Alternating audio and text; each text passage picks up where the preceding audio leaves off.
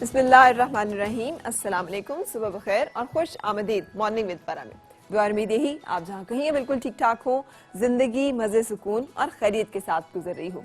एक शेर तो आपने सुना ही होगा, तकदीर के काजी का ये फतवा है अज़ल से, है जुर्म ज़ईफ़ी की सज़ा मर्ग मफाजात। ये एक फूड चेन जो कि पूरी दुनिया में इस वक्त है और उसके मुताबिक हर वो चीज़ जो कि नहीं इतनी मजबूत होती, जानदार होती, ताकतवर होती, दूसरी जिन्स जो है वो उस पर गालिब आ जाती है और वो उसको ख़त्म कर देती है, सफ़ा हिस्सी से निस्फ़ नाबूद कर देती है। वो शिकार हो जाता है अपने से मजबूत तर का, या फिर वो किसी भी तरह से तरने वाला बन जाता है किसी ऐसी जिन्स के हाथों से जो कि ज़्यादा मजबूत होती है। और हज़रत इंसान के साथ ये मामला और भी ज़्यादा सख्त है। हमें तो अपनी मजबूती का और अपनी ताकत का लिहाज बहुत ज़्यादा रखना पड़ता है, इससे कि जब हम कमज़ोर होते हैं तो फिर दूसरा इंसान अपनी किसी बर्तरी की वजह से या फिर हो सकता है सिर्फ महज हमारी कमज़ोरी की वजह से हम पे गालिब आ जाता है। और इसी तरह से अक़वाम के साथ मामला होता है, अफराद के साथ, अक़वाम के साथ और फिर माशरों के साथ, मुल्कों के साथ। बहुत ज़्यादा ज़रूरी होता है कि अपनी जो बागडोर है वो अपने हाथ में रखा जाए। जितनी बागडोर हमारे अपने हाथ में होगी, जितनी ताकत हमारे अपने हाथ में होगी, उतना ही ज़्यादा हम किसी दूसरे के ऊपर डिपेंड नहीं करेंगे, किसी दूसरे के ऊपर हमारा इन्हिसार नहीं होगा। और जब हम खुद इन्हिसारी की पॉलिसी अपनाएंगे तो फिर हम ज़िंदगी में कामयाब रहेंगे। हमने अक्सर इसका जिक्र जो है वो सियासी बयानात में सुना है, लेकिन कभी अंदाज़ा नहीं किया कि इसकी अहमियत जो है वो कितनी ज़्यादा है। अल्लाह ताला ने जो तमाम निज़ाम कायम किए हैं ना, उन तमाम निज़ाम अदल पे और इंसाफ पे कायम है, इसलिए कि अल्लाह ताला जो है वो फितरत के तवाज़ुन को समझते हुए उन्होंने हमें डायरेक्शंस दिए हैं कि किस तरह से हमने चीज़ों को लेके चलना है। निज़ाम मईशत जो है वो भी इसी तरह का एक निज़ाम है, जिसमें हमें बताया गया कि पैसे की किस तरह हिरस और हवस जो है जो लोग रखते हैं अपने अंदर, वो कैसे कब्रों को देख लेते हैं, लेकिन पैसे की हवस जो है उनके अंदर से नहीं जाती है और वो किसी तरह से एक एक करके जमा करते चले जाते हैं और जमा किया हुआ ये माल वो खर्च करने के लिए किसी तौर पर तैयार नहीं होते। छोटी छोटी चीज़ें भी जो कि आम लोगों की ज़रूरत की होती हैं उन्हें देना नागवार गुजरती हैं, उनके ऊपर बोझ और गिरां होता है। ये एक रवैया है, ये एक फितरत है, ये एक तबीयत है, ये एक आदत है। और हमने अक्सर लोगों में इस तरह की आदत और फितरतें जो हैं वो देखी हैं। लेकिन ये फितरतें और जो है ये फितरत जो है ख़ास तौर पे अक़वाम में भी होती है। और पाकिस्तान जो है बहुत सारी ऐसी पॉलिसीज़ का शिकार हो रहा है, बहुत सारे ऐसे मामलात का जिनका हमें इल्म है। हम जानते हैं कि हमें कर्जे दिए जाते हैं, उन कर्ज़ों के नाम पर फिर हमसे जिस तरह से दुगना तिगना करके वसूल किया जाता है। हम आजकल बहुत ज़्यादा NGO सेक्टर का काम भी देखते हैं कि जनाब फ़लाँ काम किया जा रहा है, फ़लाँ काम किया जा रहा है। बहुत सारे डॉलर्स जो हैं वो आते हैं इमदाद की सूरत में और फिर हमें समझ नहीं आती कि वो गए कहाँ, इसलिए कि उसके नतीजे में जो काम नज़र आना चाहिए वो काम नहीं होता। नारेबाजी, बयानबाजी सब कुछ चल रहा होता है, लेकिन उसके साथ साथ ना इंसानों की तकदीर बदलती है ना ज़िंदगी। सो ये क्या चीज़ होती है जिसकी वजह से सब कुछ हो रहा होता है? इस पर बहुत सारा कुछ लिखा गया, किस तरह से मुल्कों को कंट्रोल किया जाता है पैसा देकर और पैसे के ज़रिए से। इसके बारे में तो आप बहुत अच्छा जानते ही हैं। Confessions of an economic hitman जो है एक बहुत मशहूर किताब है इस हवाले से, जिसमें इन तमाम चीज़ों पर बात की गई। पिछले दिनों इसी हवाले से एक डॉक्यूमेंट्री जो है वो मैं देख रही थी यूट्यूब पे, तो उसे मैंने ट्रांसलेट किया है आप लोगों के लिए, ताकि आप भी उसको देख सकें और समझ सकें कि पूरी दुनिया में जो सब कुछ चल रहा है वो क्या है और हमें उसके बारे में क्या करना है। आजकल दुनिया भर में अदम मसावात का बड़ा जिक्र किया जाता है, खास तौर पर इस बात के बारे में कि दुनिया की आबादी में शामिल 1% उमरा के पास वो सब कुछ है जो किसी और के पास नहीं। खास तौर पर उमरा के हवाले से अमेरिका का नाम सरे फहरिस्त है। दुनिया भर में पाई जाने वाली अदम मसावात के बारे में अक़वाम मुत्तहिदा जैसे मुतबर इदारे के आदाद शुमार से जाहिर होता है कि न सिर्फ अमेरिका बल्कि पूरी दुनिया में ये सूरत हाल बदतर है। इस ग्राफ की मदद से बात करते हैं, जिसके मुताबिक दुनिया भर की तमाम दौलत 5 मुख्तलिफ हिस्सों में बराबर तकसीम कर दी जाए तो सबके हिस्से में 20-20% आएगी। लेकिन अगर जमीनी हकाइक को मद्देनजर रखा जाए तो यकीनन बहुत बड़ा झटका लगेगा, क्योंकि दुनिया की 94% दौलत पर उमरा काबिज हैं और 80% वो हैं जिनके पास दौलत तो क्या, रुपए पैसे नाम की कोई शय नहीं। दुनिया की आबादी में शामिल 2% उमरा के पास दुनिया के आधे लोगों से भी ज्यादा दौलत है।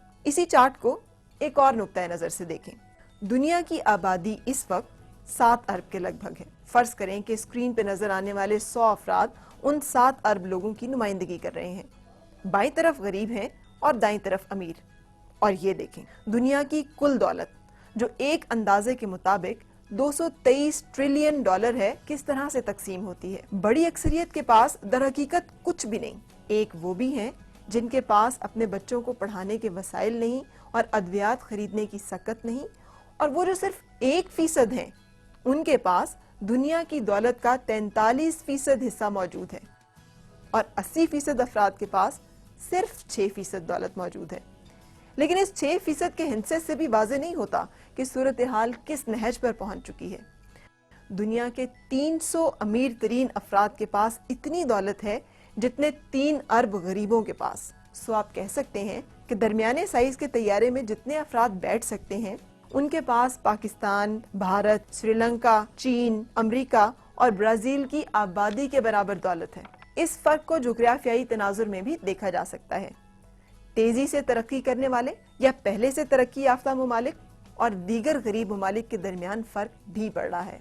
दुनिया की तारीख के बड़े हिस्से में अमीरों और गरीबों के दरमियान किसी हद तक मसावात नहीं है। आज से 200 साल पहले तक अमीरों की दौलत गरीबों से सिर्फ 3 गुना ज्यादा थी। 1960 की दिहाई में नौ आबादियाती निजाम के खात्मे पर अमीर ममालिक की दौलत दुनिया के दीगर ममालिक से 35% ज्यादा हो चुकी थी, लेकिन आज यही दौलत 80 गुना बढ़ चुकी है। अमीर ममालिक गरीब ममालिक को अमदाद देकर दौलत के इस इर्तिकाज का मुदावा करते हैं और हर साल तकरीबन 130 अरब डॉलर इमदाद की मद में जारी किए जाते हैं, जो बिलाशुबा एक खतीर रकम है। लेकिन इसके बावजूद अमीर और गरीब का फर्क बढ़ रहा है। तहकीक के मुताबिक इस फर्क में इजाफे की बड़ी वजह वो मल्टीनेशनल कंपनियां हैं जो हर साल तरक्की पजीर ममालिक से तकरीबन 900 अरब डॉलर कमाकर और मुख्तलिफ तरह के टैक्सों से बचाकर अमीर ममालिक में मुंतकिल कर देते हैं। इसके साथ ही गरीब ममालिक हर साल अपने कर्जे उतारने के लिए भी 600 अरब डॉलर अमीरों को अदा करते हैं। तिजारती कवानीन के नाम पर बनाए गए अमीर ममालिक के कवायद व ज़वाबित ऐसे हैं जिनकी मदद से उन्हें तरक्की पजीर मुल्कों के वसाइल और सस्ती इक्तसादी कुव्वत तक बआसानी रसाई मिलती है। अमेरिका की यूनिवर्सिटी ऑफ मैसाचुसेट्स की तहकीक के मुताबिक इन इक़दामात से भी तरक्की पजीर ममालिक को सालाना 500 अरब डॉलर का नुकसान होता है। ये सब मिलाकर तकरीबन 2 ट्रिलियन डॉलर बन जाते हैं, जो एक तरह से दुनिया के इंतहाई गरीब तरीन अफराद से अमीर तरीन अफराद की जानिब मुंतकिल होते हैं, और ऐसा हर साल होता है। कहने को तो अमीर ममालिक तरक्की पजीर मुल्कों को तरक्की के लिए 130 अरब डॉलर देते हैं, लेकिन सवाल ये है कि कौन किसको तरक्की दे रहा है। इससे ये बात भी आया होती है कि आलमी मईशत के बुनियादी असूलों में इंतहाई संगीन खला मौजूद हैं। इस बात को हरगिज दुरुस्त करार नहीं दिया जा सकता कि दुनिया की दौलत का बहुत बड़ा हिस्सा सिर्फ चंद अफराद के हाथों में मुंतकिल हो जाए। इसका वाहिद हल यही है कि इन कवानीन को बदला जाए। ये डॉक्यूमेंट्री जो है किसी मुसलमान की प्रोड्यूस नहीं है, और ये जो रिसर्च की जा रही है और पूरी दुनिया जिन चीज़ों पे सोचने पे मजबूर है, ये वही कवानीन है जिनकी तरफ अल्लाह ताला ने हमें कहा था कि दौलत का इर्तिकाज़ जो है वो चंद हाथों में होने ना पाए, चंद हाथों में सिमटने ना पाए। इसलिए माल में से ज़कात दें, उसे फैलाएं, अल्लाह ताला को कर्ज हसना दें। हमें मिलकर ये करना है कि हम कम अज़ कम इतने खुद निसार ज़रूर हो जाएं कि हम दूसरे लोगों से मांगने और उनके मोहताज होने के बजाय अपनी जो चीज़ें हैं उनको बेहतर अंदाज में दुनिया तक पहुँचा सकें। और इसके लिए हम सब मिलजुल कर एक किरदार जो है वो अदा कर सकते हैं कि जो जितना कुछ कर सकता है उतना कुछ करना शुरू करें, और उसके साथ साथ इस सिस्टम की और इस निज़ाम की तब्दीली में अपना हिस्सा और किरदार अदा करें, ताकि पाकिस्तान जो है वो लेने वाले ममालिक के बजाय देने वाले ममालिक की फहरिस्त में शामिल हो सके। और अल्लाह करे कि वो दिन मेरी आपकी ज़िंदगी में बहुत जल्द आए। आज का प्रोग्राम जो है वो इस जो अभी बातचीत हो रही थी इससे बिल्कुल फ़र्क है, इसलिए कि हम गाएंगे, गुनगुनाएंगे और बहुत सारे खूबसूरत गाने जो हैं वो आपको सुनवाएंगे। आज के मेरे जो मेहमान सिंगर हमारे साथ रहेंगे वो मोहम्मद शुएब, जिन्होंने के रनर अप रहे थे पाकिस्तान आइडल कॉम्पिटिशन में, खूबसूरत आवाज़ के मालिक हैं और खूबसूरत अंदाज से गाते हैं। सो इनको आज हम इंजॉय करेंगे, और अगर आपकी भी कोई रिक्वेस्ट या फरमाइश होगी और आप लाइव हमारे साथ शामिल होकर हमें बताएंगे तो उसे भी हम शामिल करेंगे। मेहमान जिनसे हमारी गपशप और मुलाकात जो है वो आज साथ साथ रहेगी, उसमें हमारे पास सेनेटर डॉक्टर अब्दुल करीम ख्वाजा साहब हैं, करीम अहमद ख्वाजा साहब, जिनसे गपशप और मुलाकात जो है वो आज शो का हिस्सा है। लेकिन हमेशा की तरह मुझे रुकना है पहले ब्रेक के लिए, और फिर आपसे मुलाकात।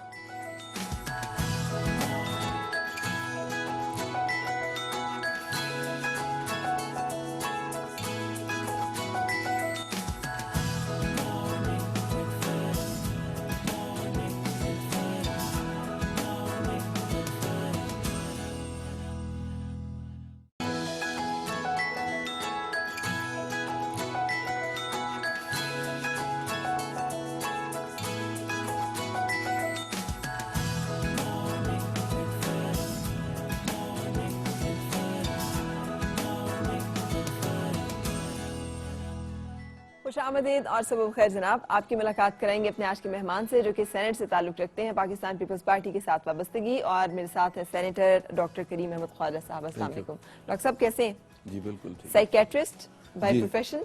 जी जी जी जी। तो लोगों की नफ्सियात को समझ लेते हैं फिर?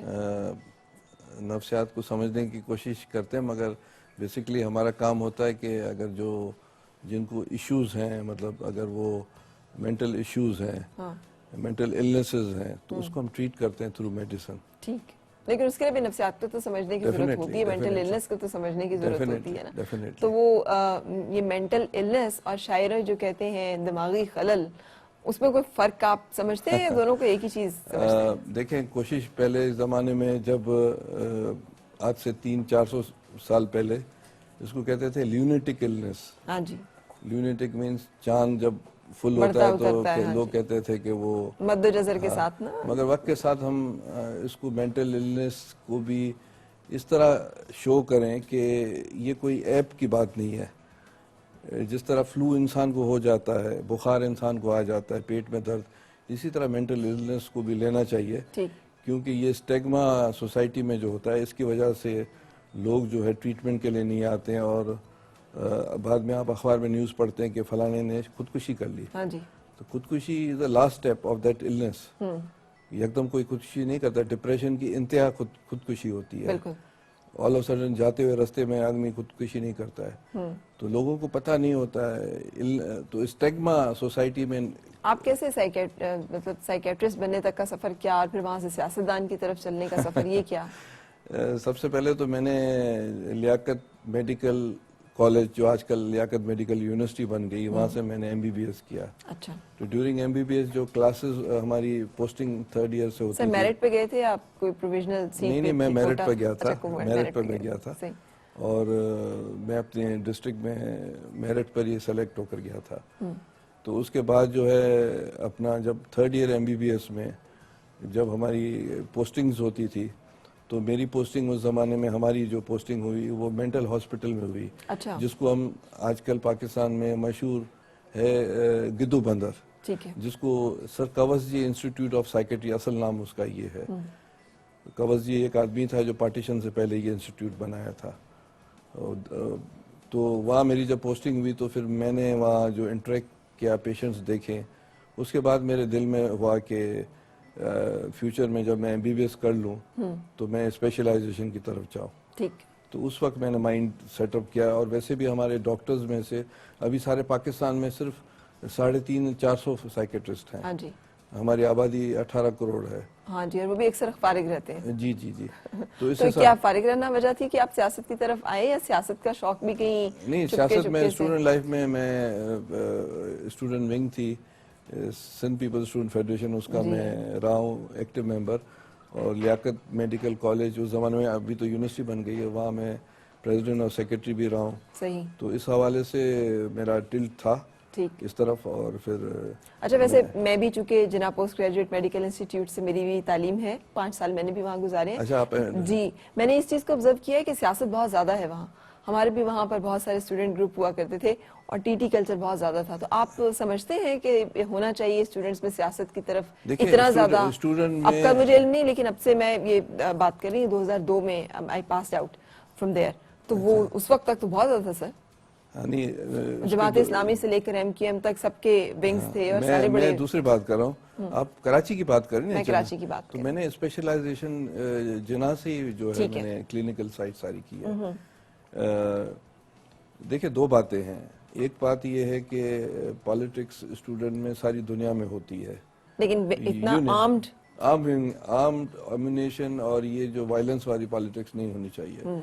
उसका 2 रीज़न है। अगर आप स्टूडेंट को इस पॉलिटिक्स में पाबंदी लगाएंगे तो उनका जो आउटलेट है दूसरी तरफ चला जाएगा। हाँ जी। माशरा जो है, अगर आजकल यही हो रहा है ना कि सिर्फ गवर्नमेंट के जो प्राइवेट जो पब्लिक यूनिवर्सिटीज हैं वहाँ है और प्राइवेट में नहीं है, उसमें ये हो रहा है कि तो आप असला लेके कभी गए हैं यूनिवर्सिटी में? मैंने कभी असला इस्तेमाल भी नहीं किया। अच्छा, ऐसी बात नहीं है। मेरा आप देख सकते हैं प्रीवियस रिकॉर्ड।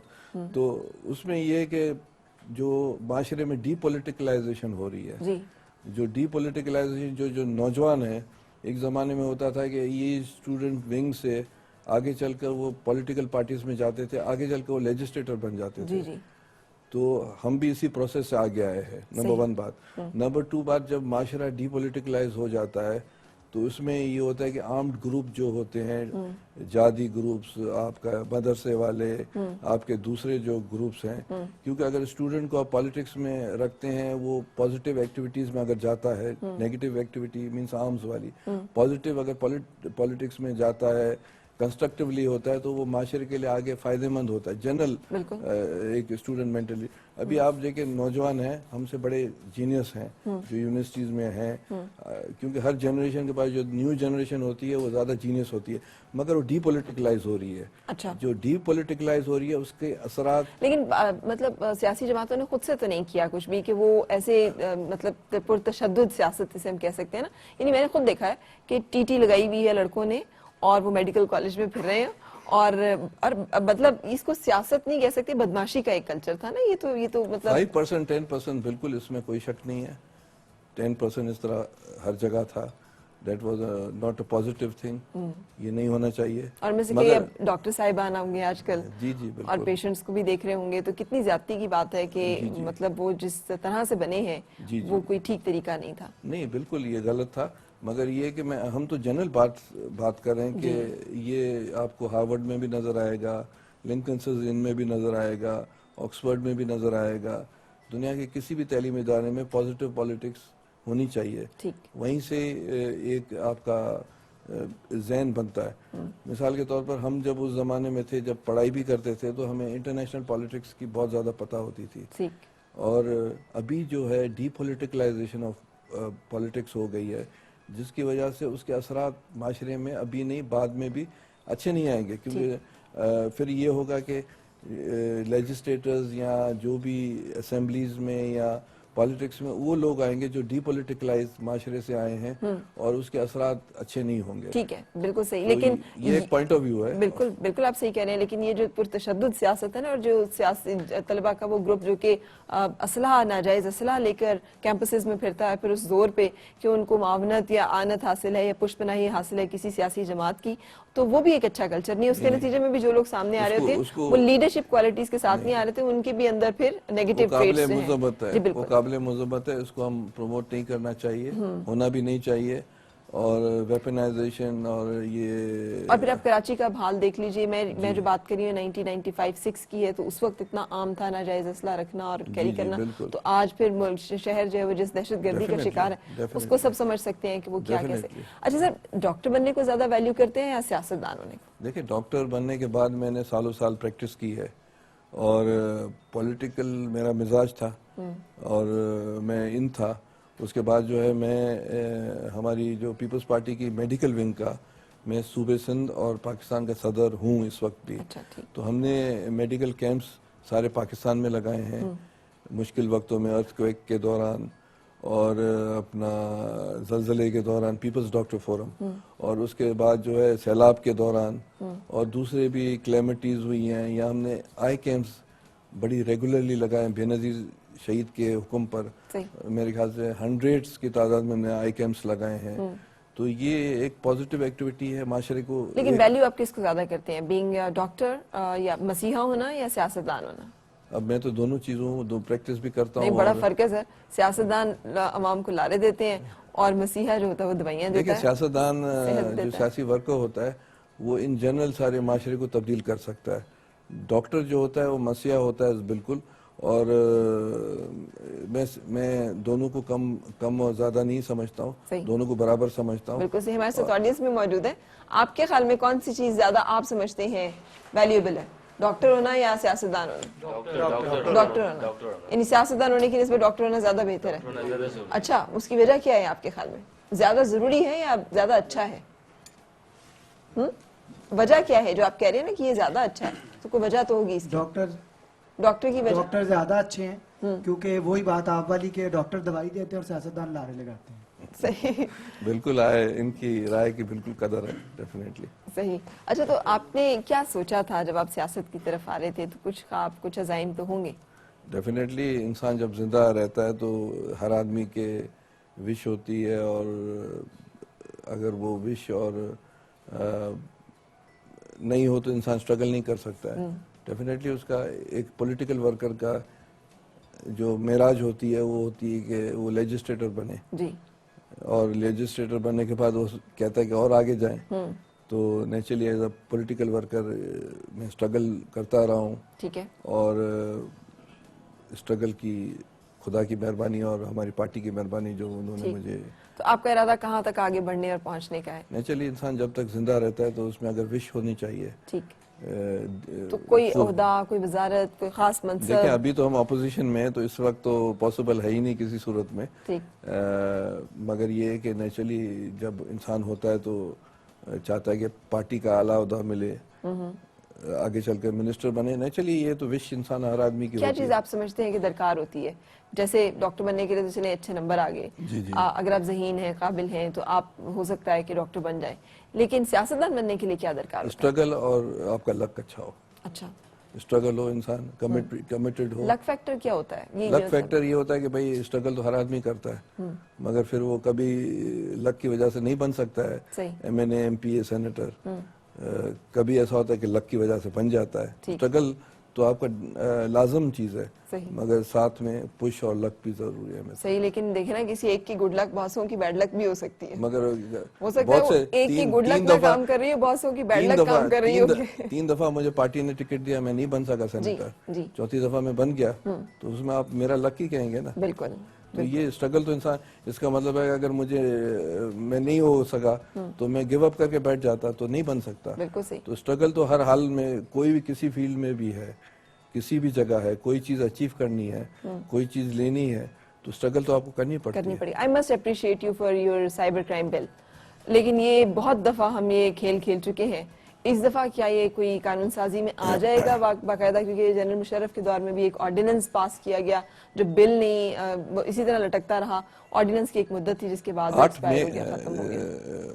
फरा 8 मई को जो है, जो 2013 में हमारे हल्के में कुछ ऐसे इश्यूज हुए थे जो कि मैंने देखे। क्या इश्यूज थे? इश्यूज इस तरह हुए थे कि हमारे हल्के में बहुत से लोग आए थे जो कोई ये इसमें फंस गए थे, फेसबुक पर, जी, जी, जी। या जो है व्हाट्सएप पर, या वाइबर पर, या दूसरे जो है सोशल मीडिया। मैं 2 मिनट आपको समझा दूं सो दैट के पब्लिक को पता चले। तो उन्होंने मुझे अप्रोच किया कि भाई किसी की बहन थी, किसी का भाई था, कोई खुद था, तो मुझे खुद पता नहीं था क्योंकि मैं डॉक्टर था। तो मैंने अपने दोस्त को टेलीफोन किया, पुलिस में था, तो वो उसने कहा यार ये हमारा काम नहीं है, एफआईए का काम है। और एफआईए नहीं करना नहीं है। एफआईए में भी इत्तेफाक से मेरा फ्रेंड था जो सिंध का जो है डायरेक्टर था, सही। Doctor Najaf Mirza. हमने एमबीबीएस साथ गया था, मैं स्पेशलिस्ट बन गया। अच्छा, और वो जो है वो सीएसएस पास कर पुलिस में very good officer, upright officer. तो उसको मैंने कहा कि यार ये इशू हुआ है, तो उन्होंने कहा कि आप ऐसा करें कि अपने बंदों को मेरे तरफ भेज दें। मेरा जो सब ऑर्डिनेट है, इफ्तिखार कोई नाम था, उसके साथ मिल लें। तो मैं उस जो हमारे बंदे थे उनको मैं लेकर गया। उसके बाद मुझे सारी इस दुनिया की बात पता चली कि इस तरह की ब्लैकमेलिंग हो रही है, इस तरह का क्राइम हो रहा है, इस तरह के आपकी फुटेज बना ली, आपकी वीडियो बना ली, बहुत सी आपकी चीजें आवाज रिकॉर्ड कर ली, उसके बाद जो है इस्तेमाल करना मैं सोचता रहा। बहरहाल उन्होंने बड़ा हेल्प किया हमारे लोगों को। फिर मैंने कहा कि यार मैं डॉक्टर, आपके इस बिल के पास होने से सर क्या फर्क पड़ेगा? देखिए सर, बिल जो हमने 8 को मैं सेनेट में लेकर आया प्राइवेट मेंबर डे में, बड़ी मेहनत से मैंने बनाया। उसमें मैंने ग्रेनेडा, यूके, इंडिया, यूएसए, इन सबको मैंने स्टडी करके, मैं अकेला नहीं था, मेरे साथ टीम थी। ठीक है। और उस टीम ने मिलकर हमने बनाया और फिर मैंने प्राइवेट मेंबर डे पर ये सबमिट कराया 8। ठीक। उसके बाद जो है जो मिनिस्टर साहब हैं या जो ये गवर्नमेंट है, वो डेलिबरेटली डिले, क्योंकि गवर्नमेंट की तरफ से कोई बिल ही नहीं आया है। ठीक। अभी जब कुछ अर्सा पहले जब वो जो सेनेट में ले आउट हुआ और 6-8 महीने से स्टैंडिंग कमेटी की मीटिंग ही नहीं कर रहे थे। अब जब मीटिंग हुई उस दिन भी इन्होंने बिल नहीं लाया। उसके दूसरे या तीसरे दिन ये नेशनल असेंबली में बिल लेकर आए गवर्नमेंट की तरफ से। अब मसला है कि उनके जहन में क्या, हम क्योंकि बिल लेकर आए तो क्रेडिट हमें जाएगा। अब उसको डाउन करने के लिए अभी 12 तारीख को इन्होंने मीटिंग रखी थी। अच्छा। अभी कल रात को मुझे इन्होंने इन्फॉर्म किया कि नहीं, अभी 26 को, क्योंकि मिनिस्टर अवेलेबल नहीं है। असल में क्या है कि सेनेट में हमारी अक्सरियत है, ये बहुत जरूरी है, इसलिए सेनेट में अक्सरियत ये हमारी, तो हम पास कर लेकर नेशनल असेंबली भेजेंगे। उसको मतलब डिले करने के, क्योंकि सेनेट के इलेक्शन ऊपर है, बिल्कुल ठीक। तो इस हवाले से डिले ही कर रहे हैं। अच्छा, तो बहुत हम ये एक- कह रहे हैं कि हम आए, हमारा बिल आए या उनका बिल आए, किसी का भी आए आए, जरूर। पाकिस्तान को जरूरत है साइबर क्राइम की। ये नौजवान कितनी जो है, जरूरत है आपके ख्याल में साइबर क्राइम, इस तरह के ऑर्डिनेंस की, बिल की, कानून साजी की, जिसके नतीजे में ऐसे लोग जो कि एक्सप्लॉइट करते हैं, ब्लैकमेल करते हैं लोगों को, उनको काबिल गिरफ्त किया जा सके? ज़रूरत बहुत है, बिकॉज अगर आप वर्ल्ड वाइड अगर आप प्रोबेबिलिटीज की देखें, 1 out of every 17 women is being blackmailed. तो पाकिस्तान में और किसी बहुत अपने के हाथों ही, एग्जैक्टली जिसको कभी दोस्त समझते हैं, फराज, कभी एक्स 70,000 हस्बैंड्स। 70,000 इंडिया में औरतों ने खुदकुशी की है जी जी जी, इसी वजह जी से। जी जी। और एक और ये भी है इसमें, मैं ये समझता हूँ कि मैं भी आगे पीछे ब्लॉग्स पढ़ता रहता हूँ, तो फिर मैं ये समझता हूँ कि ब्लैकमेलिंग ताली एक हाथ से नहीं बचती। ब्लैकमेलिंग करने की जो वजह होती है, हमें उसमें भी देखना चाहिए लोग ब्लैकमेल क्यों करते हैं। क्यों करते हैं? पहली आप तो एक बता बात दें। आ गई कि जल्दी पैसे के लिए, ठीक है। ठीक है, कुछ बंदों की नफ्सियात ऐसी होती है, मगर कुछ ऐसे फैक्टर्स आ जाते हैं कि बंदा मजबूरी में आके ब्लैकमेल करता है। नहीं नहीं नहीं, अब आप एक मुजरिमाना उसको आप नहीं, एक cover या सवाल है shelter ना मेरा- दें। जुर्म, अच्छा, आई बिन थ्रू दिस, मेरी टीम पूरी जानती है, जो लोग शायद व्यूअर हैं वो भी जानते हैं, हमने ये शो अपलोड भी किया। इस तरह से एक लड़का जो कि बहुत ज्यादा ये करता रहा कि मेरी आवाज बना के मुख्तलिफ लोगों के साथ दोस्ती और फिर गिफ्ट और ये वगैरह वगैरह, वो पकड़ा गया। तो उसके बाद उसकी वालदा आ गई, उसके भाई आ गए, माफ कर दे जी, माफ कर दें। और फिर हमने इसी तरह जज साहब के सामने पेश होकर FIA सब ने कहा ना, माफ करें इसको अकाउंटेबल होने दें। लेकिन वो दिल मेरे से आता है ना आपकी वाली बात, जब आप मुजरिम पे थोड़ा सा तरस खाते हैं और आप कहते हैं यार इसकी जिंदगी ना खराब हो जाए, आप माफ कर देते हैं। आपको अंदाजा है कि अगले 6 महीने के दौरान दोबारा I caught him red handed doing the same thing to me. So मैं किसी भी मुजरिम को किसी भी तरह की जब आप रियायत देते हैं तो आप जुर्म की मावनत करते हैं। मुजरिम को सख्ती से निपटना हमेशा मेरे ख्याल में उस जुर्म के खात्मे में और बहुत सारे लोगों को उस मुजरिम से और उस जुर्म से बचाने में आपका एक मस्बत किरदार होता है। वहां पर रहम या सख्ती की नहीं, इंसाफ की जरूरत होती है। और इंसाफ का तकाजा ये है कि उसमें रहम, हमदर्दी, तरस सारा कुछ निकाल के फिर उसे देखा जाए कि वो क्या होता है। इसलिए प्लीज डोंट डू दैट। अगर जिंदगी में खुद भी है, किसी और को भी प्रचार या तलकीन ना करें। आई एग्री विद यू, मगर मैं आगे पीछे आपके पता है 1001 शूज होते हैं, हाँ। उसमें कुछ ऐसे भी शोज होते हैं बंदे की शक्ल नहीं दिखा देते, कहानी सच्ची होती है, जो भी होता है वर्ल्ड वाइड। मैं पूरी ओवरऑल बात कर रहा हूँ। ठीक, आपका पॉइंट आ गया। लेकिन सर आपका ये जो काम है ये बहुत जबरदस्त है and I appreciate you for that. नहीं होना चाहिए, इसलिए कि मैंने दोबारा रिपीट कर रहा हूँ कि हिंदुस्तान में 70,000 लड़कियां, हमारे यहाँ पे पता नहीं कितनी। अनरिपोर्टेड बात है ना। कोई अव्वल तो हमारे लोगों को ये पता नहीं है कि किसके पास जाएं, FIA के पास जाएं, पुलिस के पास जाएं, CPLC के पास जाएं। लोग फंसे पड़े हैं, लोगों को पता ही नहीं है। और FIA करती कहाँ है कुछ? आप FIA में कंप्लेंट तो करें, अभी उनकी हॉटलाइन पे करें तो सही कंप्लेंट देखिए, आपको आता है रिस्पांस? मैं इसलिए कि लेजिस्लेटर था, I went to myself, जो ऑफिसर था वो हमारा क्लासमेट था। हाँ। तो उसने वो हमें बहुत अच्छा, हो सकता है कि हजारों, मुझे वहां पता चला कि एक लड़की थी जिसकी मंगनी होने वाली थी। जी। उसको एक लड़के ने, उसके दोस्त ने ब्लैकमेल किया जस्ट फॉर नथिंग। फिर FIA ने रेड किया और उस लड़की की अच्छी किस्मत थी कि उसकी बेचारी की मंगनी और शादी हो गई। सही। इस तरह की चीजें आजकल वाइबर पर और ये हाँ। स्काइप पर और मुख्तलिफ जो सोशल मीडिया आजकल आ गए हैं, इस पर हम इस बहुत पे कुछ करते हो रहा है। रहेंगे और जैसे- ये फ्यूचर में ये बहुत राइजिंग क्राइम ऑफ पाकिस्तान और सारी दुनिया में राइजिंग क्राइम हो गया है। अच्छा, बिल्कुल। दूसरी इम्पोर्टेंट बात, हम ये बातें आपसे पूरा प्रोग्राम पड़ा, तो हम एक ब्रेक के लिए रुकने जा रहे हैं, लेकिन ब्रेक के बाद हम आपको गानों वानों से दिलचस्पी है? जी सुनते हैं? डेफिनेटली। चलें, हमारे एक बहुत जबरदस्त से सिंगर जो कि आपको अभी ब्रेक के बाद मिलेंगे, शुएब, जिन्होंने कि पाकिस्तान आइडल में अपने फन का सिक्का मनवाया था और रनर्स अप रहे थे। खूबसूरत से सॉन्ग के साथ आपसे मिलेंगे ब्रेक के बाद।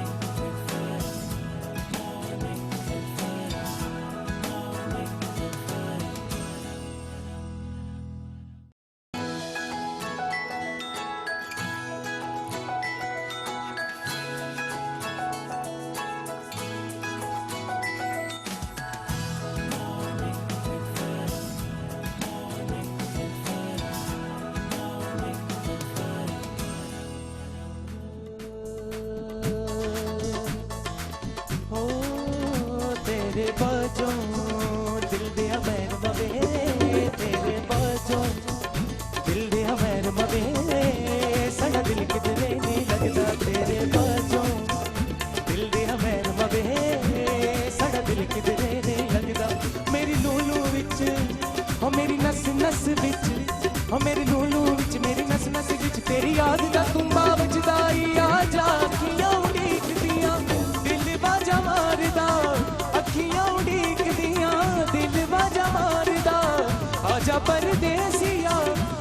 परदेसिया वास्ता ही प्यार दा आजा तैनू अखियां उड़ीकदियां छेती आजा ढोलना वे तैनू अखियां उड़ीकदियां ओ रामा तक तक थक गईयां मैं रामा तक तक थक गईयां मैं गलियां बह बह अक गईयां मैं गलियां बह बह अक गईयां मैं एक एक पल दिल गिन के गुजारदा एक एक पल दिल गिन के गुजारदा आजा परदेसिया आजा परदेसिया वास्ता ही प्यार दा आजा तैनू अखियां उड़ीकदियां छेती आजा ढोलना वे तैनू अखियां उड़ीकदियां छेती आजा ढोलना वे तैनू अखियां उड़ीकदियां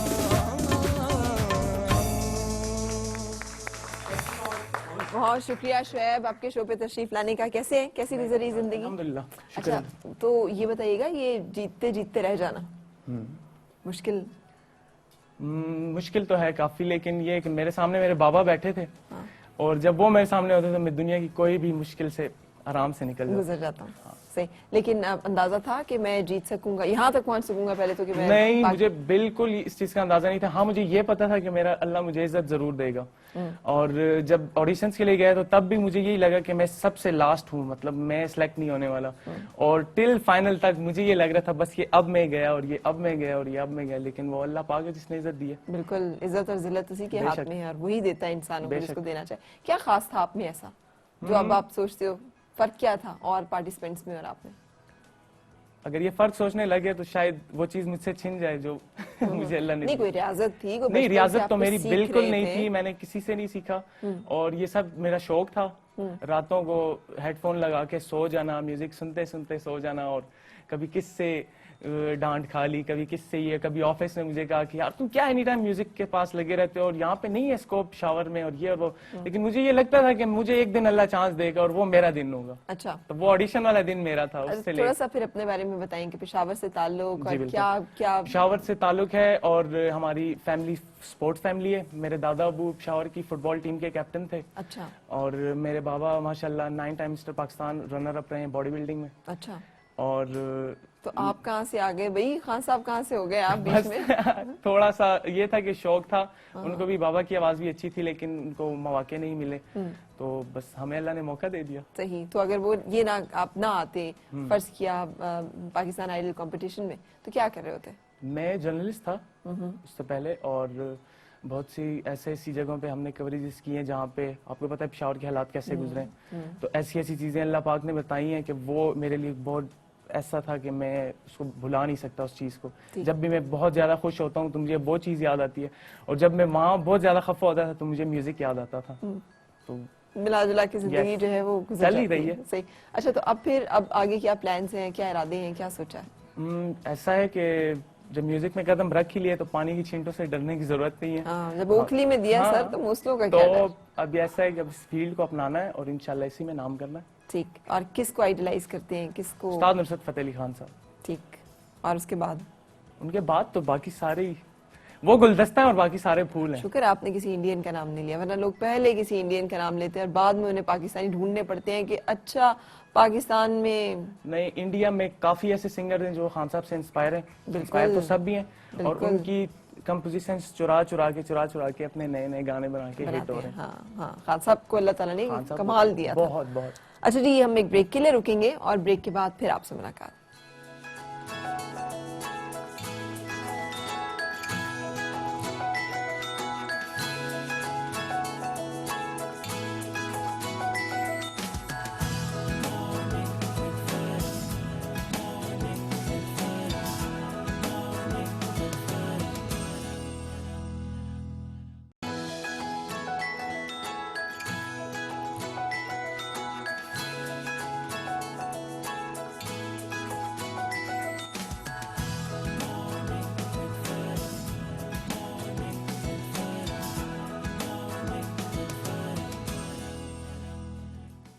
खुश आमदीद और सुबह खैर जनाब। हमारे साथ आज मेहमान हैं हमारे सेनेटर डॉक्टर करीम ख्वाजा शुएब, जो कि रनर अप रहे हैं पाकिस्तान आइडल के, आज हमारे साथ हैं और इनकी खूबसूरत गाने जो हैं वो आप सुन रहे हैं। लेकिन सर, बातचीत को आगे बढ़ाते हुए आपने ये जो ऑर्डिनेंस आप बिल की बात कर रहे हैं, साइबर क्राइम बिल की, ये तो बहुत एक खुशाइंद बात। एक और अच्छी बात जो आपने की थी कि पाकिस्तान से जो लोग चले गए हैं उन तमाम लोगों से कहा रहा है कि पाकिस्तान में वापस इन्वेस्ट करें। तो जो हिंदू, सिख, पारसी यही लोग थे ज्यादा जो कि पाकिस्तान छोड़ के गए थे, 47 में 1940 तो वो क्यों इन्वेस्ट करेंगे, क्या इन्वेस्ट करेंगे?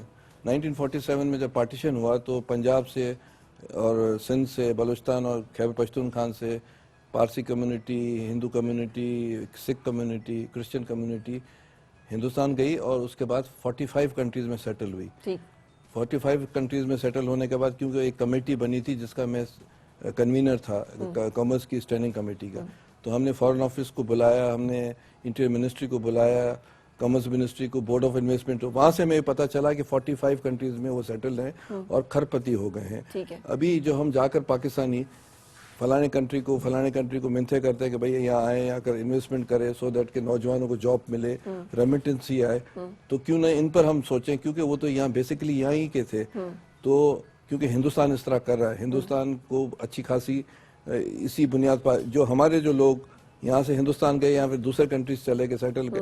अगर आपको मैं बताऊं कि थाईलैंड में, लेकिन सवाल ये पैदा होता है कि चूंकि पाकिस्तान जो है उसकी तो आइडियोलॉजी, चूंकि मुसलमानों का मुल्क, मुसलमानों के लिए मुल्क, या इस तरह का एक जो कॉन्सेप्ट, ठीक है हम उस पर डिफरेंसेस में भी जा सकते हैं, तो वो हिंदू, सिख, पारसी जो कि उस वक्त छोड़ के चले गए थे, वो क्यों यहाँ पे इन्वेस्ट करेंगे वापस? देखिए मैं मिसाल दूं, वो जो सिख यहाँ से गया पंजाब से, तो वो बेसिकली तो पंजाबी है। अच्छा, वो उसी माँ की औलाद है, जिसमें से कुछ मुसलमान हैं, कुछ सिख हैं, कुछ हिंदू हैं। अगर वो नाराज होकर चले गए हैं तो जिन्ना साहब की जो स्पीच है कायद-ए-आज़म की 11 अगस्त की, उसमें तो उसने कहा कि everybody is a citizen of Pakistan. चलो वो चले गए, ऐसा होता है ना, एक बाप के 3 औलादें होती हैं, झगड़ते हैं और फिर अलग हो जाते हैं, उसके बाद जो है उसके बच्चे होते हैं, वो बच्चे आपस में मिल जाते हैं। तो बेसिकली वो जो यहाँ से चले गए हैं और खरपति बन गए, हम ये कहते हैं भाई आप मिसाल का कोई फैसलाबाद से चला गया है, तो अगर वो फैसलाबाद में आकर के इन्वेस्टमेंट करता है, स्कूल खोलता है या कुछ और इन्वेस्टमेंट करता है, तो नौकरी तो इन्हीं लोगों को मिलेगी ना, पाकिस्तान के लोगों को। बिल्कुल ठीक। और अच्छा, वो चाहता भी है कि भाई मैं अपनी धरती के लिए कुछ करूं। सही। इसी तरह हमारे सिंध के जो हिंदू चले गए हैं, जाहिर है वो ये बात समझ आ गई कि आप ये अटेम्प्ट और कोशिश कर रहे हैं। तो इस ये जो रिपोर्ट आई थी सेनेट में, जो मैंने बनाई कमल, और सेनेट ने यूनानिमसली, जिसमें हर पॉलिटिकल पार्टी थी, उन्होंने अडॉप्ट किया है। ठीक है। तो अभी अच्छा, गवर्नमेंट को एक शेर इम्प्लीमेंट है, करना है, इससे हमें लाखों रोजगार मिलेगा, अल्लाह रेमिटेंसी मिल सकती है। अल्लाह करे, और बहुत सारे कोशिश ज़राए करें, रेवेन्यू कोशिश से, करने से हाँ, हर चीज बिल्कुल। होती है। कहते हैं ना वो कि कहते हैं इश्क जिसको खलल है दिमाग का, तो आप दिमागी डॉक्टर होने के हवाले से इससे इत्तेफाक करेंगे? बिल्कुल करेंगे, जो शायरी है तो उसे यानी इश्क वाकई दिमाग का खलल का नाम है या मैं शायर आपकी के बात दिमाग में खलल का? पूरी बात नहीं समझा। वो शेर है ना, कहते हैं इश्क जिसको खलल है दिमाग का। हाँ। तो चूंकि आप तो दिमागी अमराज के डॉक्टर तो हैं। इश्क में तो खलल तो नहीं है, ये तो हर इंसान में एक इंस्टिंक्ट होता है इश्क का। ठीक। तो उसको आप देखें ना कि ये जो ये हीरोइक काम होता है, मिसाल हीर रांझा एक हीरोइक काम है, ससी पुन्नो, माशरे में इस तरह के लोग होते हैं जो बगावत करते हैं और तो उनका हशर बहुत बुरा होता है फिर। हाँ, नहीं वो हशर दूसरी जगह पर है, मगर that is a part of the human struggle, ठीक। कि कोई ना कोई ऐसा सरफरा निकलता है जो मोहब्बत आप करता थे है। सरफिरे जिंदगी में किसी स्टेज पर? देखिए मैंने सारी उम्र स्ट्रगल की है और स्ट्रगल माना नहीं, मैं इश्क में सरफिरे होने की बात। मतलब है कि नहीं, मुझे वैसे मैं मानती नहीं हूँ जो कॉलेज यूनिवर्सिटी गया हो और उसने इश्क ना किया हो। आजकल सही बताओ, आजकल यूनिवर्सिटी में जाएं, एक कपल उधर, दूसरा उधर, तीसरा इधर, चौथा उधर, है ना, होता है ना, ऐसे ही है ना। तो लगता है कि यूनिवर्सिटी में पढ़ने कम और जरा इश्कबाजी करने। देखिए हर दौर के अपने डायनामिक्स होते हैं जी। आज के दौर के अपने डायनामिक्स हैं। जब हम यूनिवर्सिटीज में पढ़ते थे उस वक्त कुछ और डायनामिक्स थे। ठीक है। इश्क मोहब्बत तो हर दौर में, वो रहा जब है। से इस धरती पर इंसान है, ये चीजें चलती हैं। अब देखिए ना सर, आप सियासी बयान दे रहे हैं इस पे।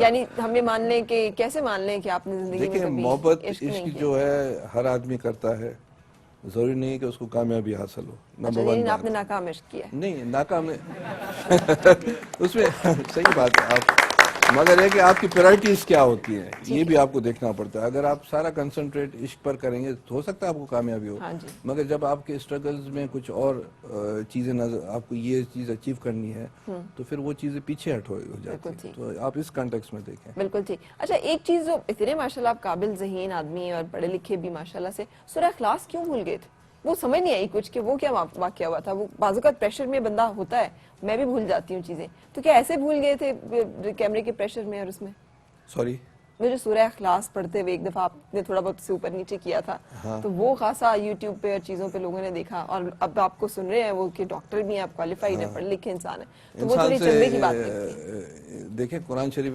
इंसान नमाज पढ़ता है और कभी कभी इंसान से कुछ भूल नहीं जाते हैं, भूल या कंफ्यूजन में होता है, हाँ जी, वो हाँ। प्रेशर होता है तो इस तरह हो जाता है। सही, वरना आप इसका मतलब आप प्रेशर में आते हैं। नहीं, प्रेशर में नहीं, कभी कभी ऐसा हो जाता है, मौला अचानक कह दिया, क्योंकि हम पीपल्स पार्टी पर हमारे 1-2 सेनेटर से इस तरह हो चुका था, तो वो प्रेशर में इंसान कभी कभी, नमाज में भी आप पढ़ते होंगे, नमाज में भी कभी खुदा ना खास्ता। किस किस चीज का प्रेशर आता है सर? किस किस चीज का प्रेशर लेते हैं? नहीं, प्रेशर में हम लेते नहीं, मगर देखिए मिजाज इंसान का होता है, कभी इंसान खुश होता है, कभी इंसान उदास होता है, कभी इंसान को चिड़चिड़ापन होता है, ये एक नॉर्मल चीजें बिल्कुल, हैं। हाँ। तो कभी इंसान किस मूड में बैठा होता है और वो कहता है भाई आप कर दें, हाँ। ये कर दें, तो फिर उसमें जो कुछ और इंसान सोच रहा होता है, ठीक।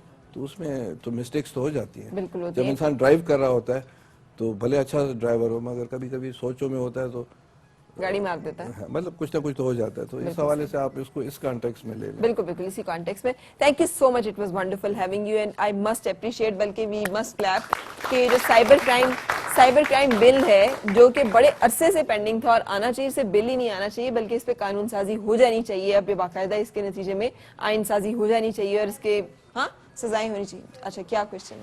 सर मेरा क्वेश्चन ये है कि आप एक डॉक्टर हैं और सर सियासतदान पाकिस्तान का डॉक्टर है, उसने क्योर करना है, लेकिन क्यों लाइलाज बीमारियां होती जा रही हैं पाकिस्तान को, या सियासतदानों के पास उन बीमारियों का इलाज नहीं है कि वो बिल्कुल कंटिन्यू करती जा रही है, या ऐसे क्या सियासतदानों में क्वालिटीज नहीं है कि सर वो नहीं हो रहा। अब सर मैंने अगर पॉलिटिक्स में जाना है, मैं LLB कर रही हूँ सर, मैंने आगे बनना है, तो मैं पाकिस्तान के लिए क्या सोचूंगी कि इन बीमारियों के इलाज में कैसे कर सकती हूँ, क्योंकि सर ये हो नहीं रहा।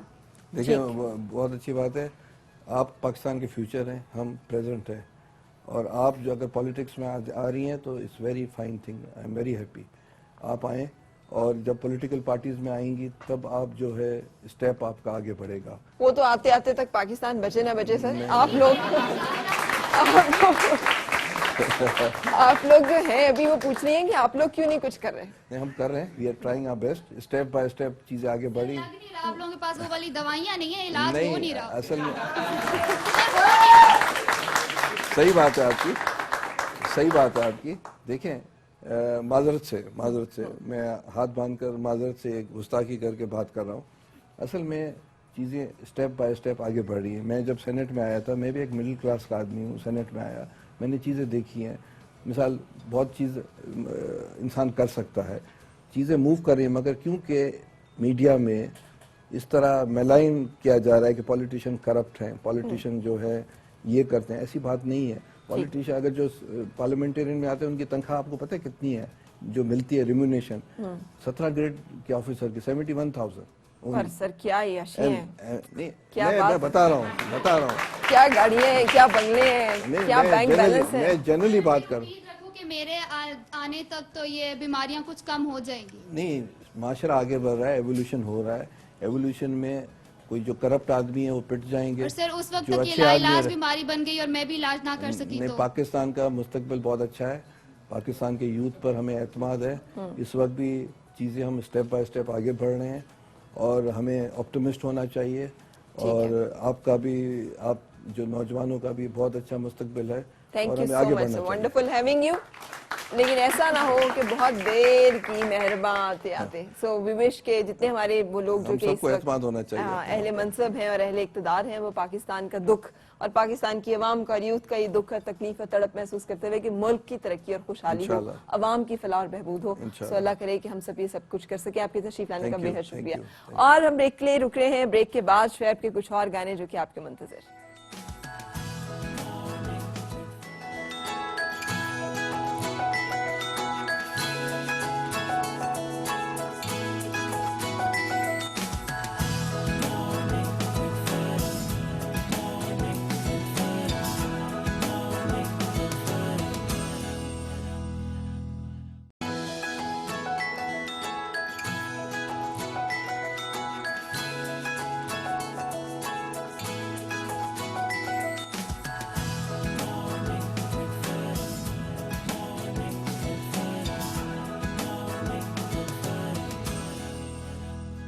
खुशामदीद और सुबह बखैर जनाब। पाकिस्तान आइडल के रनर अप मेरे साथ हैं आज शुएब, जो कि बहुत खूबसूरत अंदाज में गाते हैं और उनके गाने हम सुन रहे हैं। शुएब, वैसे जो लोग कहते हैं कि यार बड़ी ज्यादती हुई, इसको असल में जीतना चाहिए था, तो ये बातें कभी दिल नहीं दुखाती हैं?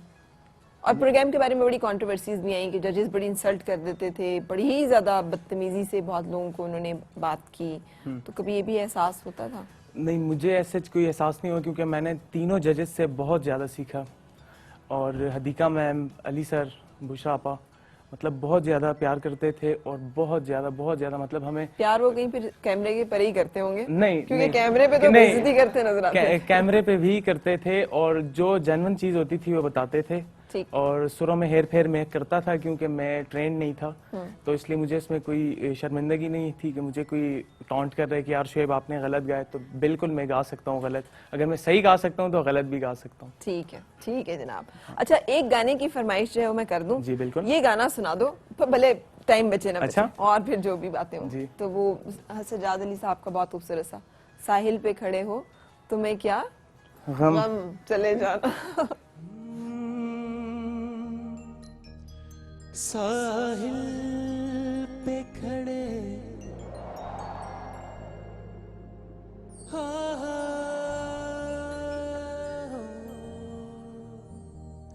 साहिल पे खड़े हो तुम्हें क्या गम चले जाना। साहिल पे खड़े हो तुम्हें क्या गम चले जाना। मैं डूब रहा हूँ अभी डूबा तो नहीं हूँ।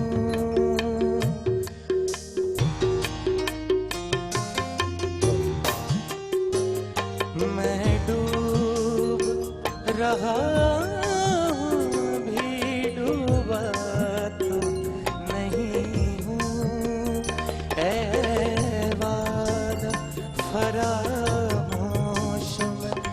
जैसा तो नहीं हूँ, हर जुल्म तेरा याद है भूला तो नहीं हूँ।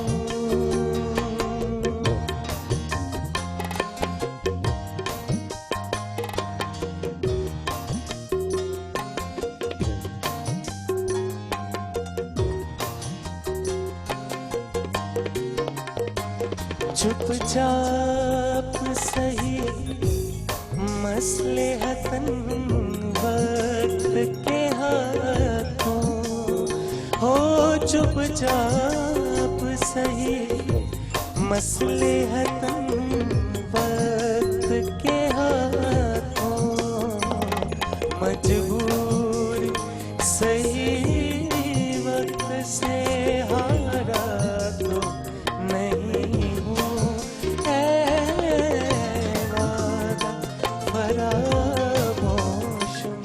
तुझसा तो नहीं हूँ, हर जुल्म तेरा याद है भूला तो नहीं हूँ।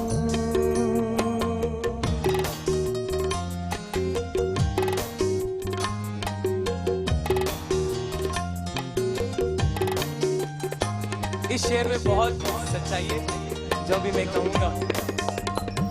मुस्तर क्यों मुझे देखता रहता है ज़माना। मुस्तर क्यों मुझे देखता रहता है ज़माना। दीवाना सही उनका तमाशा तो नहीं हूँ।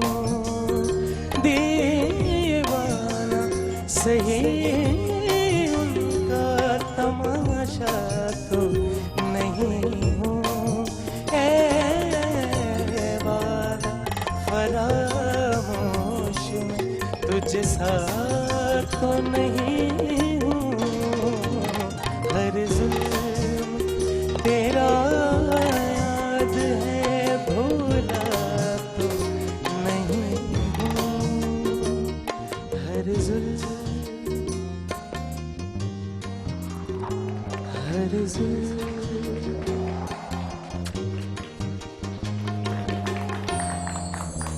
जबरदस्त जनाब। ब्रेक पे जाने से पहले ये मेरे जो 4 भाई लोग यहाँ बैठे हुए हैं जिनके नाम आज तक मैंने पूछे ही नहीं, जो कमाल करते हैं। अस्सलाम वालेकुम, क्या नाम है?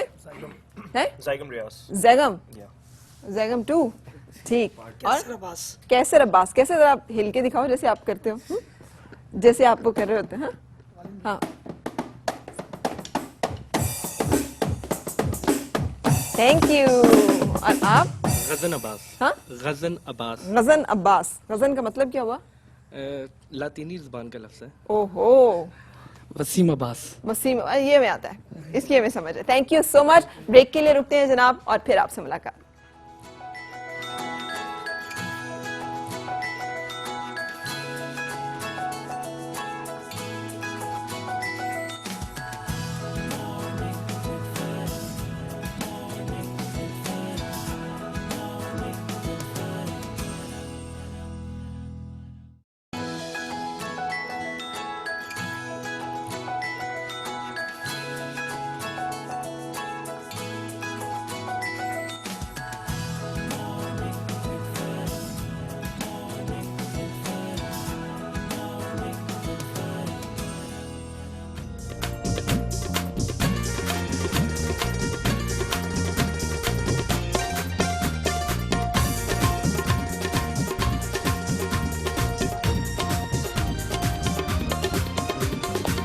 वे सोने दिया कंगना वे सौदा इको जिया दिल देना ते दिल मंगना वे सौदा इको जिया दिल देना ते दिल मंगना वे सौदा इको जिया ओ वे सोने दिया कंगना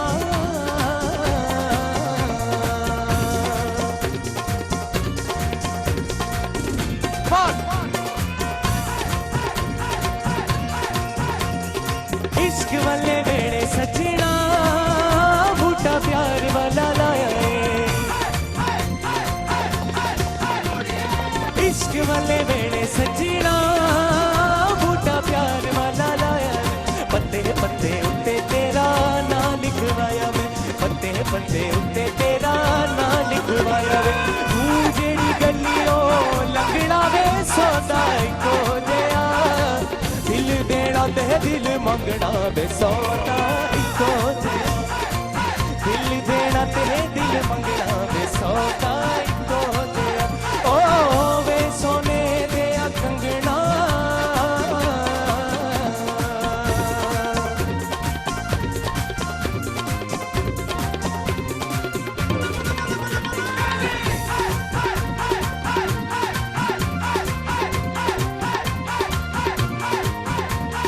हसानियों तकना वे तेनू अद्धा बुआ ढोके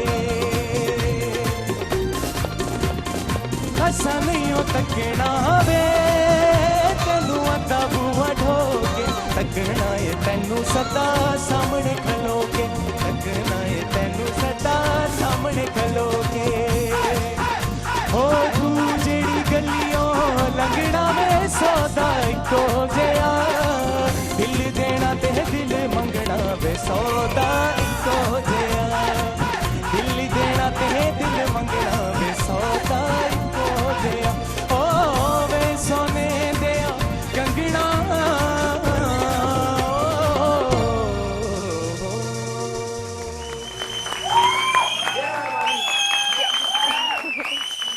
क्या बात है, क्या बात है। ये इतने डिफरेंट जॉनरास, मतलब मलका तरन्नुम नूरजहां को भी गा लेना, पंजाबी भी, फिर कहीं पश्तो का कोई आहंग नहीं आता आपकी आवाज में, कोई पता नहीं चलता। अच्छा, ऐसा है कि मैं पठान नहीं हूँ, अच्छा, पहली बात। लेकिन मुझे खुशी है कि मैं पेशावर से और मैं पठानों से हूँ, ठीक, लेकिन मैं पठान नहीं हूँ। ठीक। और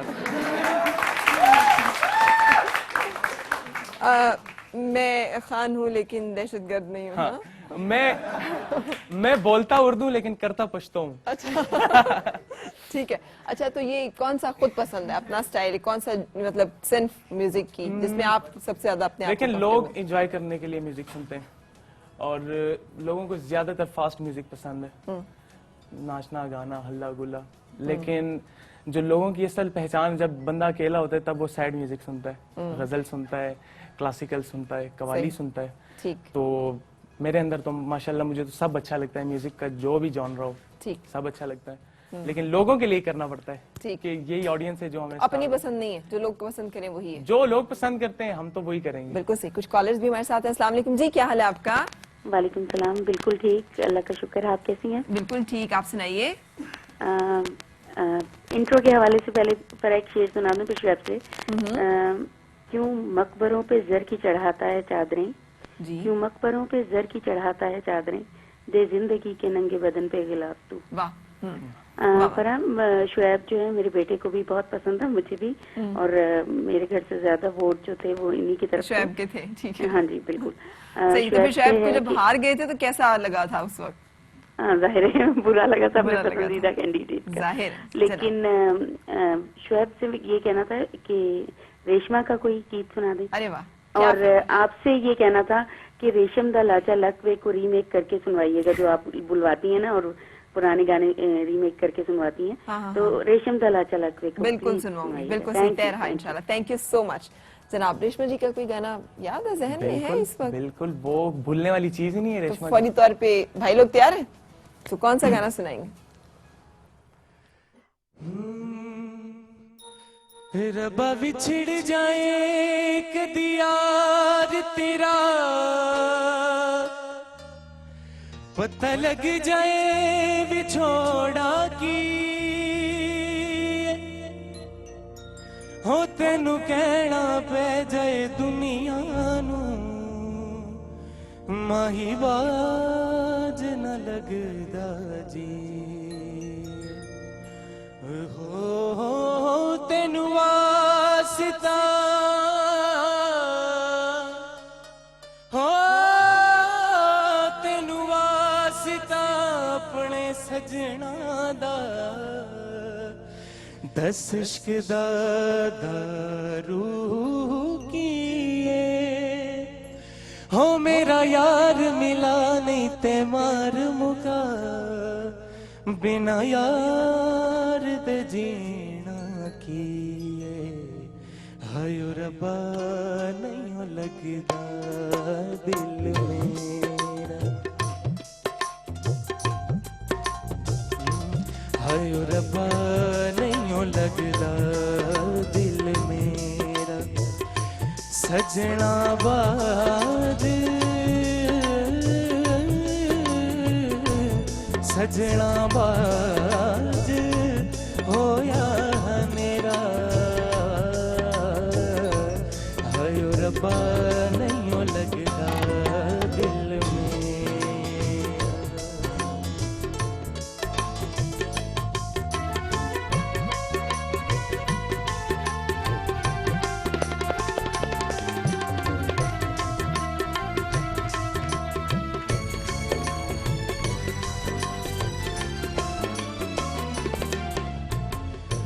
जोगी बैठा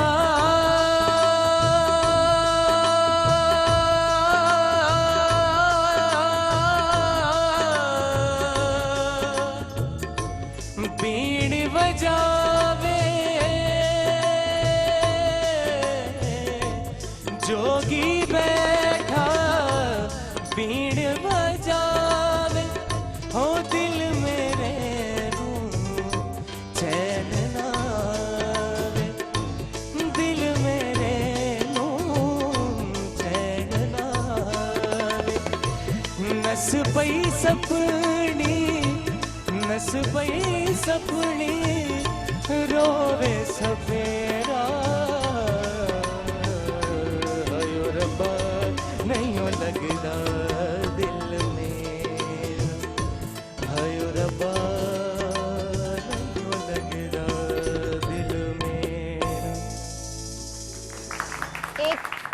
एक बहुत खूबसूरत सा गिफ्ट है।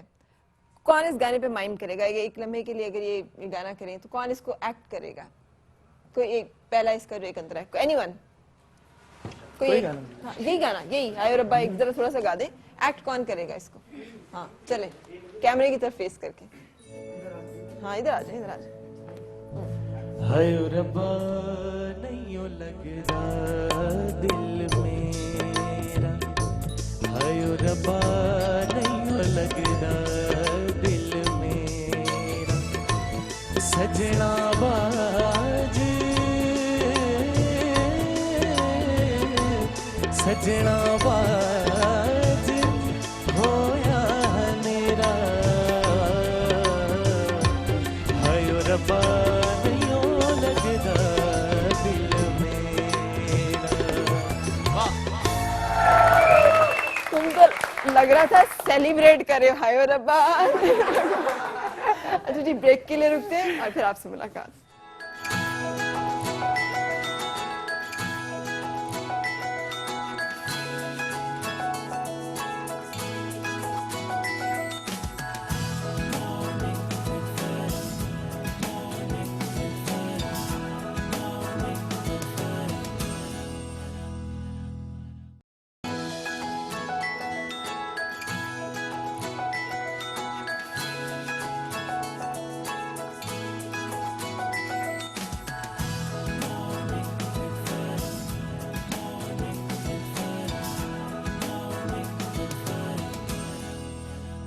और सब बखैर। आज मेरे साथ हैं मोहम्मद शुएब, जो कि पाकिस्तान के 12 जो टॉप सिंगर्स थे उनमें से एक, जो कि रनर अप तक आए और फिर उसके बाद हमने देखा कि बहुत सारे लोगों ने इन्हें ज्यादा पसंद किया उससे, जो कि नंबर 1 पे आया। कभी आपको भी एहसास हुआ यार तेरे से अच्छा तो?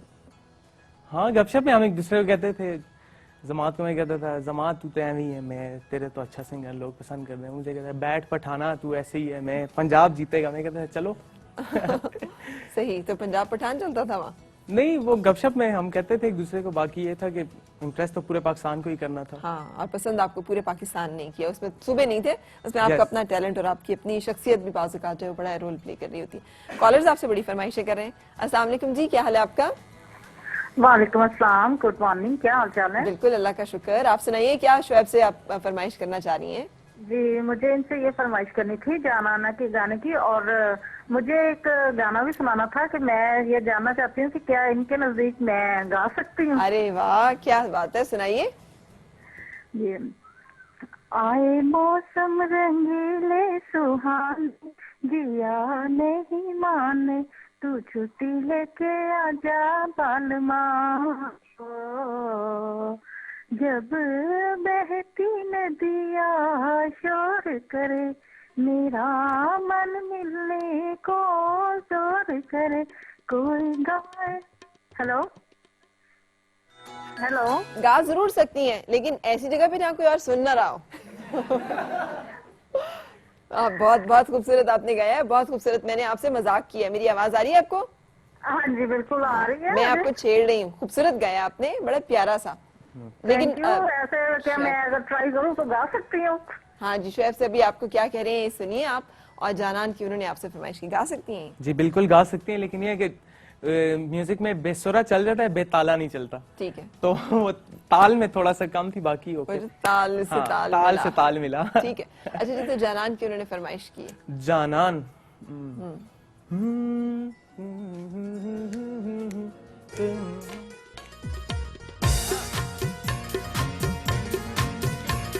दस्तरगे जादूगरी दी दामी ना लेवा नहीं जा, दस्तरगे जादूगरी दी दामी ना लेवा नहीं जा, जाना जाना जाना चिपकी उसी सुमरा खुले दुनिया के दा, जाना चिपकी उसी सुमरा खुले दुनिया के दा, जाना जाना जाना जाना जाना जाना जाना जाना। बहुत खूब, जबरदस्त। थैंक यू, शुक्रिया। अच्छा, अब अगर मैं फरमाइश करूं कोई और खान साहब के गाने की, तो पूरी हो सकती है? मैं आपको थका देना फरमाइशें कर करके। बिल्कुल पूरी हो सकती है। हो खान सकती साहब का नाम अगर मैं गाऊं ना, ये हो नहीं सकता। अच्छा, तो कौन सा सुनाएंगे जो आपको भी बहुत पसंद ऐसा हो? गाना है ये कि जिससे मुझे बहुत पजीराई मिली आइडल में, और मैंने रिकॉर्ड कायम किया था स्टैंडिंग ओवेशंस का। साबरी साहब ने और सजाद अली साहब ने, सब ने मुझे स्टैंडिंग अरे ओवेशन दी। क्या बात है, कौन लोग खड़े हो रहे हैं तालियों के भी, इस बात पर ही तालियां। वो आउटस्टैंडिंग था मेरे लिए। तो मैं जिस कॉन्सर्ट में भी जाता हूँ, जहाँ भी शो करने जाता हूँ, तो सारे लोगों की ये फरमाइश होती है कि यार आप मस्त नजरों से हमें सुना दें 2-4 आई लाइन। लव सजाद अली साहब की, अल्लाह ताला ने जिंदगी दे, सेहत दे, जितनी आमीन। खूबसूरत आमीन। आवाज और जितनी अच्छी और वो शख्सियत है। बहुत समझते हैं म्यूजिक के बारे में, और उन्होंने हमें बहुत गाइड किया। सही, बहुत तो आए जनाब मैदान में फिर आगे जी। चले।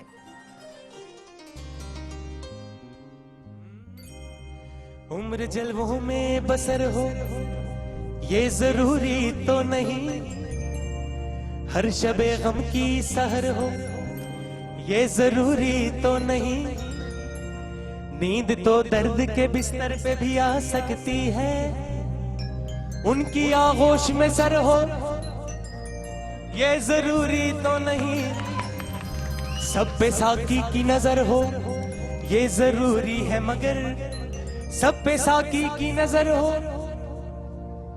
ये जरूरी तो नहीं, कोई दिल में लिए अरमान चला जाता है, कोई खोए हुए ओसान चला जाता है, हुस्न बालों से कह दो के ना निकले बाहर, हुस्न बालों से ये कह दो के ना निकले बाहर, देखने वालों का ईमान चला जाता है, मस्त नजरों से अल्लाह बचाए, मस्त नजरों से अल्लाह बचाए, माजामालों से अल्लाह बचाए, मस्त नजरों से अल्लाह बचाए, माजामालों से अल्लाह बचाए, हर बला सर पे हर बला सर पे आ जाए, लेकिन हर बला सर पे आ जाए, लेकिन हुस्न वालों से अल्लाह बचाए, अल्लाह बचाए, मस्त नजरों से तेरे सारे निज़ा गा मा गा मा तेरे सारे निज़ा गा नी नी पा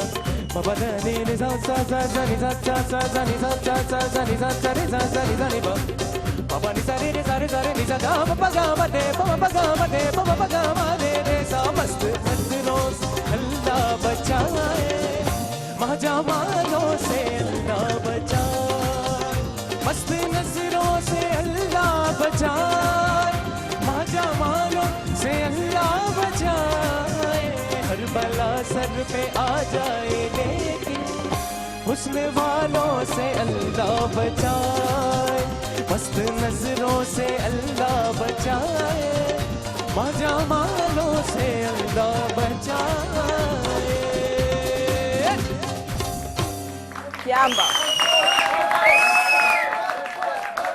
एक और सुना देंगे ना, ये तुम लोग बिल्कुल ही भूल गए भाई, यूनिवर्सिटी का नहीं हो रहा फंक्शन। अच्छा अभी, अच्छा ये भी मुझे बताइएगा कि बाकी अल्लाह ने बचाया है अभी तक मस्त नजरों से? ये वो दुआ है जो करके बंदा कहता है अल्लाह कबूल ना कर लेना।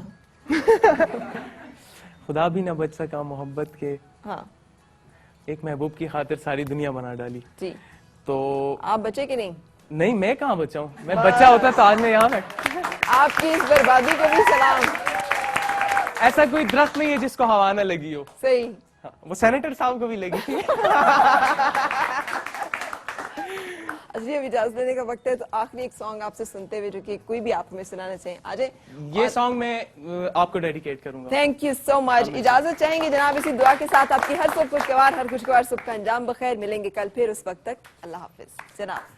हो किन्ना सोना तेनू रब ने बनाया, किन्ना सोना तेनू रब ने बनाया, दिल करे वेखदा रहां, किन्ना सोना तेनू रब ने बनाया, ओ दिल मुड़दा नी लख समझाया, हो दिल मुड़दा नी लख समझाया, दिल करे वेखदा रहां, किन्ना सोना तेनू रब ने बनाया, सरगरे सरे सरगरे दसा, सरगरे सरे गरे गरे सरगरे दसा, सरेगा सरेगा पा दा दा दा दा दा दा दा, किन्ना सोना तेनू रब ने बनाया।